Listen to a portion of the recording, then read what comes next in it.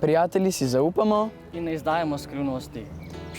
Da se lahko komu izpoveš, da lahko zaupaš, da ne bo nobeno naprej povedal, če nočeš. V današnjem času smo najstniki večino časa sami, zaradi šole in tudi zaradi drugih dejavnosti.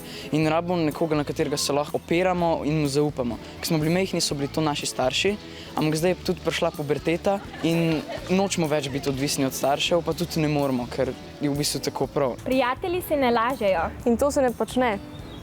Prijateljica se mi je zlagala, cel svet se mi je podaril, ker nisem vedela, komu naj zdaj verjamem. Slabo je, da prijateljem lažemo, ker nam potem več ne zaupajo in nam tudi drugih stvari ne zaupajo več.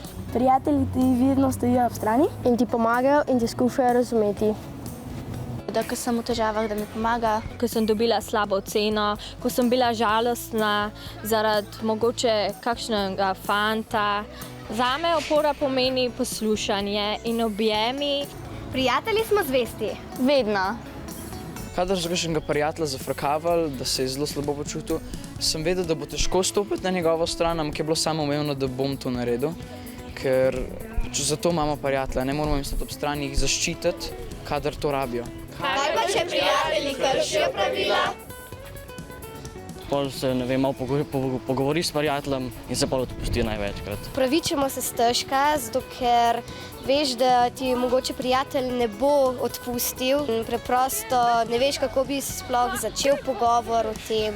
Če se pa ne opravičiš, to pa pomeni, da ti ni toliko pri srcu, kot nekateri drugi prijatelji.